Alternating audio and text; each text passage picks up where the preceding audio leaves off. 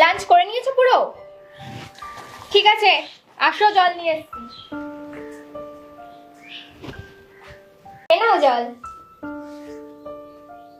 শুকে বলো দেখি কি বানিয়েছি আজকে। বিরিয়ানি। দাঁড়াও আনছি।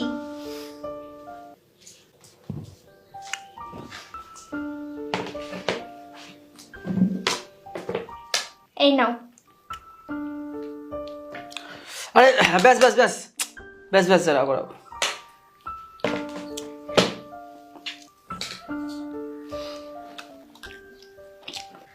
কাল কিস্তিটা আছে 6,000 টাকারটা।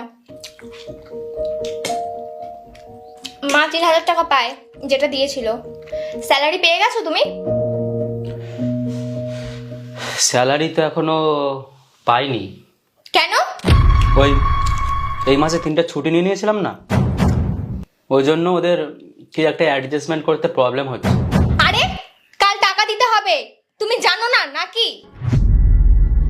আরে কাউকেই তো দেয়নি এখনো। আরে কাল দেবো কি, কাল তো কিস্তি আছে। ওদেরকে বলে দাও স্যালারি পাইনি এখনো। ওরা পাগল না তোমার মতন যে যা খুশি বললেই মেনে নেবে। এবার কি হবে? যেই প্ল্যানটিগুলো লাগবে তোমার কোম্পানি দেবে ওগুলো? আমি ছুটি নিয়ে নিয়েছিলাম না, মালিক বলেছে, আর কেউ পাইনি এখনো। আমার কথা তো ছেড়েই দাও। তো কেটে নিয়ে নিতে। আরে দেয়নি বাবা। তুমি বলোই নি। তো কি বলবো? আমি অ্যাপ্লিকেশন দিয়ে দেবো এর জন্য। আমি তো এটাই বুঝতে পারছি না তুমি ছুটিটা কেন নিয়েছিলে। মাথা ব্যথা ছিল। আর বাকি দুটো? ঘুম থেকে উঠতে পারিনি, বুঝেছো? তোমার তো নাটক আর শেষই হয় না। ঠিকঠাক 2 মাস স্যালারি আসে আর তোমার আবার নাটক শুরু হয়ে যায়। শুনতে তোমার হয় না, বুঝেছো? শুনতে আমার হয়। তুমি তো অফিসে চলে যাও। আমার একটা শান্তিতে খেতে দেবে নাকি? নাও নাও, সব তুমি খাও। নাও নাও। সব জায়গায় মান সম্মান তো খেয়ে রেখেছো। কাল থেকে ফোন আসা শুরু হয়ে যাবে। ফোনটা নিয়ে যেও তোমার সাথে। ফোন করে যখন কথা শোনাবে তখনই বুঝতে পারবে। আরে এরকম তো মাঝে মাঝে হয়েই যায়। মানুষের কথারও তো একটা দাম থাকা উচিত নাকি? প্রথমে কথা দিয়ে দিলাম, তারপরে মানুষের কাছ থেকে টাইম চেয়ে নিলাম। এইসব আমার পছন্দ না, আমার সম্মানে লাগে। আর আমি আমার সম্মান নিয়ে খেলতে পারবো না। না মানে আমার খুব ভালো লাগে লোকের কাছে কথা শুনতে, তাই তো? তুমি জানো তোমার কেমন লাগে কথা শুনতে। খাবারটা ঢালো। খিদে নেই আমার, খিদে পেলে খেয়ে নেবো আমি। খিদে যখন পাইনি বেড়ে এনেছিলে কেন? তোমারটা নিয়ে নিচ্ছি না, তুমি খাও চুপচাপ।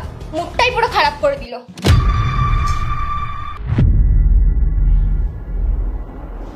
আর খেয়ে না প্লেটটা ধুয়ে রেখে দেবে, তোমার চাকর নেই এখানে।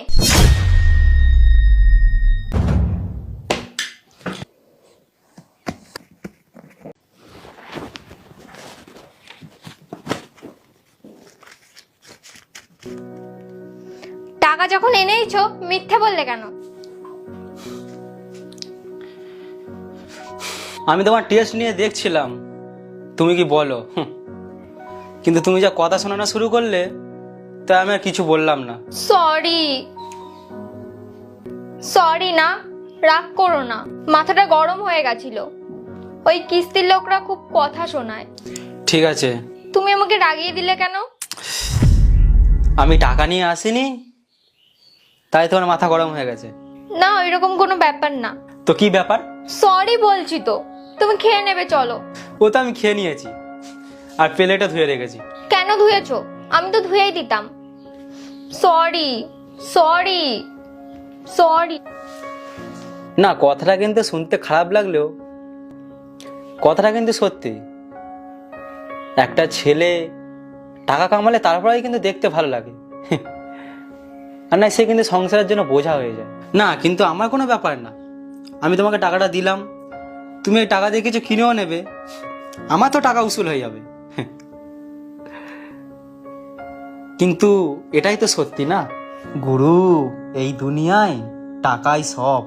টাকা আছে তো বউয়ের কাছে সম্মান আছে, টাকা আছে তো বাবা মার কাছে সম্মান আছে, টাকা আছে তো সমাজে সম্মান আছে। গল্পটা কেমন লাগলো অবশ্যই জানাবে। চলো দেখা হচ্ছে ফের নতুন ভিডিও।